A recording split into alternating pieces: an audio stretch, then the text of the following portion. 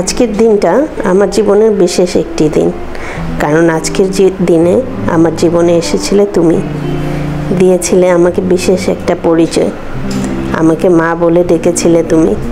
তাই আজকের দিনটাকে বিশেষ করে রাখতে একটু বিশেষ আয়োজন। আসসালামু আলাইকুম, ভালো আছেন নিশ্চয়ই সবাই। আজকে 14ই এপ্রিল, পয়লা বৈশাখ। আজকে সারার জন্মদিন। সে উপলক্ষে সাধারণ কিছু রান্নাবান্না করছি, যার সবটাই সারার পছন্দ। আশা করছি পুরোটা ভিডিও সবাই দেখবেন এবং সবার ভালোই লাগবে।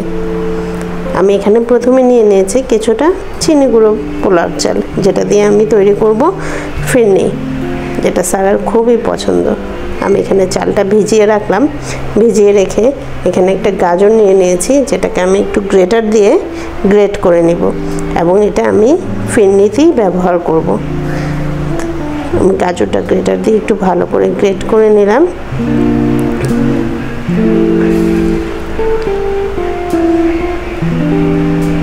এটাকে এক পাশে রেখে আমি 1 লিটার দুধ চুলাতে ভালো করে জাল করে নিয়েছে।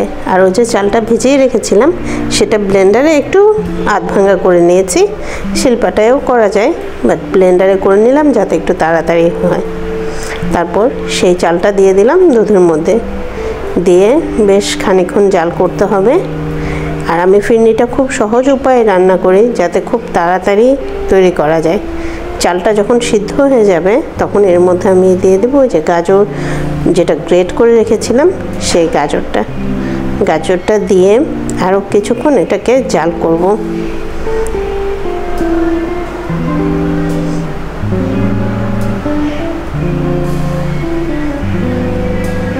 আর এর সাথে আমি দিয়ে দেব কনডেন্স মিল্ক।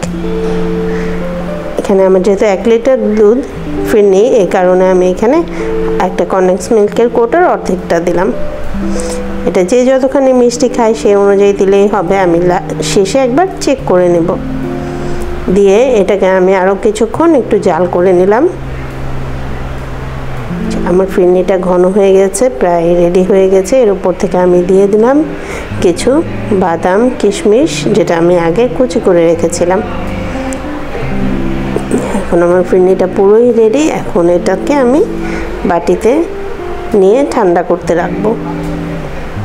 আর ফিরনিটা ঠান্ডা হতে হতে আমি বাকি খাবারের প্রিপারেশন করে নেব। যে বলেছিলাম আজকে খুবই সিম্পলভাবে সাধারণ কিছুই রান্না করব চিকেন তেহারি, এবং সেটাও খুবই সহজ উপায়। ওইদিকে আমি চিকেনটা কেটে অলরেডি ধুয়ে রেখেছি, মশলাগুলোও রেডি করে রেখেছি। এখন ফিরনিটা একটু ঠান্ডা হোক। কিছুটা ফিরনি আবার সারাকে টেস্ট করতে দিলাম যে মিষ্টি কেমন হয়েছে, সে একটু খেয়ে দেখুক। সে খেয়ে দেখলো হ্যাঁ সব ঠিকঠাক আছে, সব ওকে।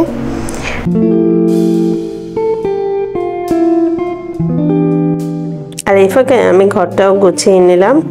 কিছু কাপড় ছিল শুকনো, এগুলো তুলে এনে ভাঁজ করে নিলাম। কাপড়গুলো ভাঁজ করে রেখে বিছানাপত্র সব একটু ঠিকঠাক করে ঘরের বাকি জিনিসগুলো একটু গোছগাছ করে নিলাম। তারপর চলে গেলাম বাকি রান্নায়। এখানে আমি পোলাও চালটা ধুয়ে একটু পানি ঝরাতে রেখে দেব। আর এর মধ্যে এখানে আমি চুলোতে কড়াই গরম দিয়ে দিয়েছি, দিয়ে তেল দিয়ে দেবো। এটা আমি যেহেতু তেহারি রান্না করব, আমি পুরোটাই রান্না করব সরিষার তেলে। এখানে বেশ খানিকটা কড়াইতে সরিষার তেল দিয়ে দিলাম। আর সরিষার তেলটা একটু ভালো করে গরম করে নিতে হবে, কিন্তু তা না হলে স্মেলটা কাঁচা স্মেল আসবে আর কি। গরম করে নিলে স্মেলটা ভালো আসবে। তারপর তেলের মধ্যে দিয়ে দিলাম গরম মশলা দিয়ে দেবো এখানে পেঁয়াজগুলো কিছুক্ষণ ভালো করে নেড়ে চেড়ে ভেজে নেব।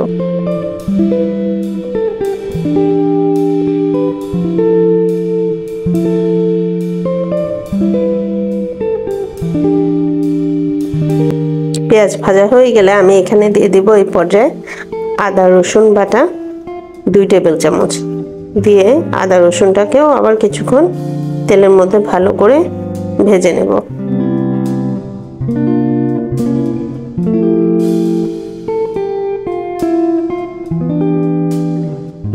মশলাটা ভালো করে ভাজা হয়ে গেলে এই পর্যায়ে আমি দিয়ে দেব চিকেনটা দিয়ে চিকেনটাও তেলের সাথে একটু কিছুক্ষণ ভালো করে ভেজে নেব। আর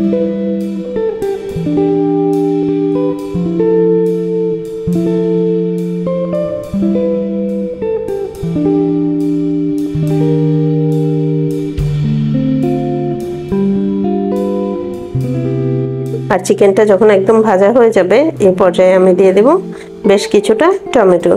এখানে দুটো টমেটো দিয়েছি, একটু মাঝারি সাইজের, দিয়ে আবার কিছুক্ষণ তেলের উপর ভেজে নেব।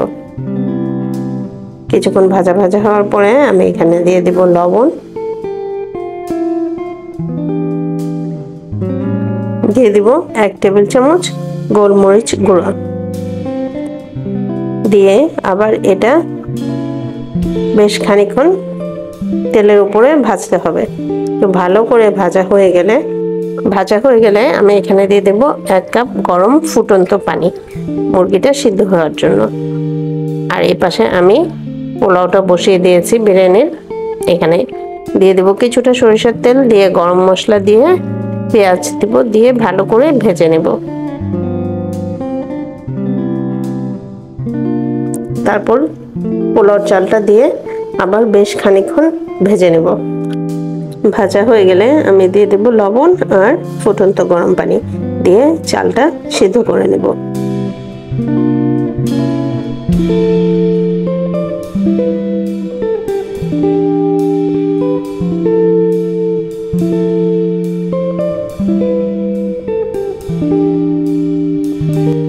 এই পর্যায়ে আমার পোলাওটা রেডি হয়ে গেছে। আর এখন আমি দিয়ে দিব এর সাথে যে চিকেনটা রান্না করে রেখেছিলাম, রান্না করা চিকেনটা দিয়ে আমি এটা ভালো করে পোলাওর সাথে মিশিয়ে দেব। মিশিয়ে দমে দিয়ে দিব 15 মিনিট, তাহলেই তৈরি হয়ে যাবে চিকেন তেহারি।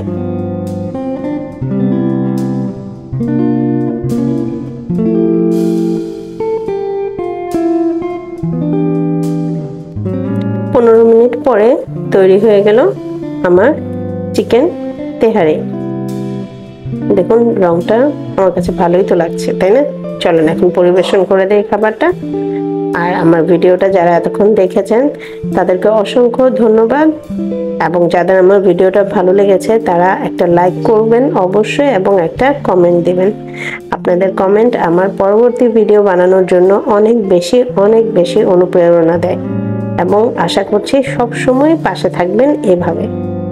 আর যারা আমার চ্যানেলটি নতুন দেখছেন অবশ্যই পাশে থাকা সাবস্ক্রাইবার বাটনটি ক্লিক করবেন এবং বেল আইকনটি অবশ্যই টাচ করে রাখবেন, যাতে পরবর্তী ভিডিও আপনারা খুব দ্রুত নোটিফিকেশন পেতে পারেন।